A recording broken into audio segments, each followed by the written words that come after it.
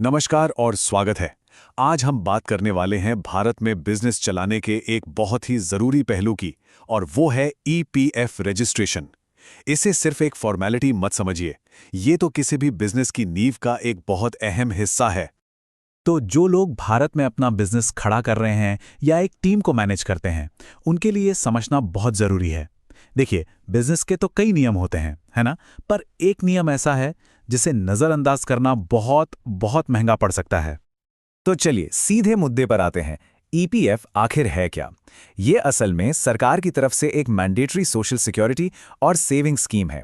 मतलब इसे बनाया ही इसलिए गया है ताकि कर्मचारियों का भविष्य फाइनेंशियली सिक्योर रहे और उनके रिटायरमेंट के लिए एक अच्छा खासा फंड तैयार हो सके। अच्छा, तो अब सवाल ये उठता है कि आखिर ये रजिस्ट्रेशन इतना ज़रूरी है क्यों? देखिए, इसके फायदों को समझे बिना इस पूरी व्यवस्था की अहमियत समझ नहीं आएगी। कर्मचारियों के लिए तो इसके फायदे बिल्कुल साफ हैं। ये सिर्फ एक सेविंग्स अकाउंट नहीं, बल्कि एक पूरा फाइनेंशियल सेफ्टी नेट है। इसमें रिटायरमेंट की सेविंग्स तो हैं ही, लेकिन साथ में मिलती है पेंशन ईपीएस के तहत, और तो और ईडीएलआई स्कीम के जरिए बीमा कवर भी मिलता है। और हाँ, अगर बीच में जरूरत पड़ जाए तो पैसे निकालने की सुविधा भी इसमें होती है। अब यहाँ एक मजेदार बात है।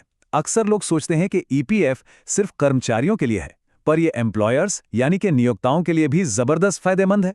एक तो आप कानून का पालन कर रहे हैं, वो तो है ही, पर इससे कंपनी की मार्केट में इज्जत बनती है, एम्प्लॉयज का भरोसा बढ़ता है और पेरोल और एचआर के प्रोसेस भी काफी आसान हो जाते हैं।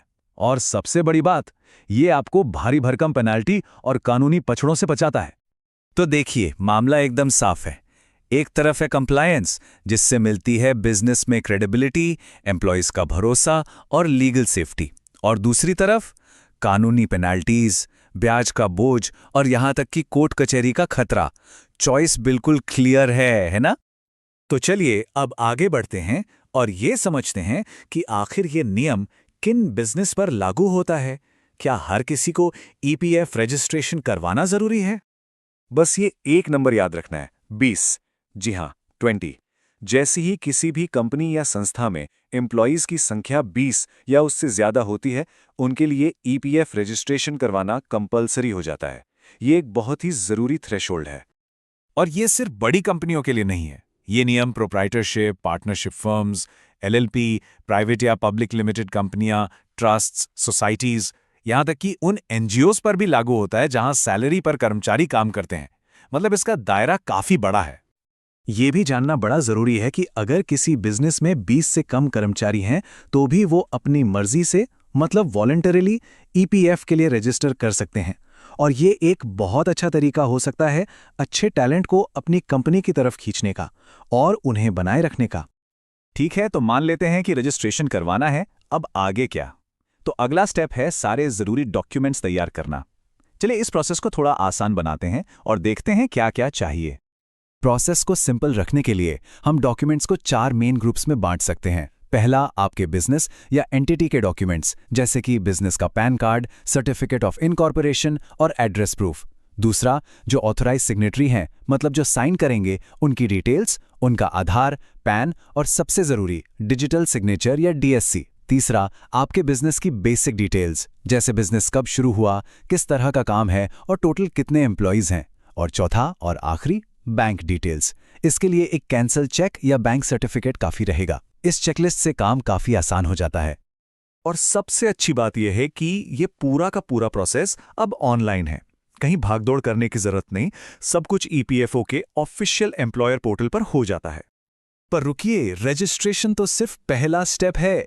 एक बार रजिस्टर होने के बाद लगातार नियमों का पालन करते रहना, यानी कंप्लायंट रहना, उतना ही जरूरी है। तो चलिए देखते हैं कि इसमें क्या क्या करना होता है।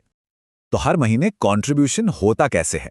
बड़ा सिंपल है। एम्प्लॉय की बेसिक सैलरी का 12% उनकी सैलरी से कटता है और उतना ही यानी 12% एम्प्लॉयर अपनी तरफ से जमा करता है। तो ये एक तरह की शेयर्ड रिस्पॉन्सिबिलिटी है। तो मंथली बेसिस पर 3 मेन काम करने होते हैं। पहला, सभी एम्प्लॉयज का कंट्रीब्यूशन काटकर उसमें अपना हिस्सा मिलाकर उसे टाइम पर जमा करना। दूसरा, इलेक्ट्रॉनिक चालान कम रिटर्न, जिसे ईसीआर कहते हैं, उसे फाइल करना। और तीसरा, ये पक्का करना कि हर एम्प्लॉय का यूनिवर्सल अकाउंट नंबर या यूएएन उनके ईपीएफ अकाउंट से लिंक हो। तो कुल मिला के बात यह है कि ईपीएफ को सिर्फ एक कानूनी मजबूरी की तरह नहीं देखना चाहिए। ये एक मजबूत बिजनेस की पहचान है। ये आपकी टीम के भविष्य को सिक्योर करने का एक पावरफुल टूल है। ये भरोसे और स्टेबिलिटी का सिंबल है। तो चलिए, जाते जाते एक सवाल पर सोचते हैं। आज काम करने का तरीका पूरी तरह बदल रहा है, गिग इकोनॉमी का ज़माना है। तो ऐसे में सवाल ये है कि हमारी सोशल सिक्योरिटी स्कीम्स को कैसे बदलना चाहिए, कैसे अडैप्ट करना चाहिए, ताकि आने वाली जनरेशन को भी वो फाइनेंशियल सेफ्टी मिल सके जो ज़रूरी है। सोचने वाली बात है ना?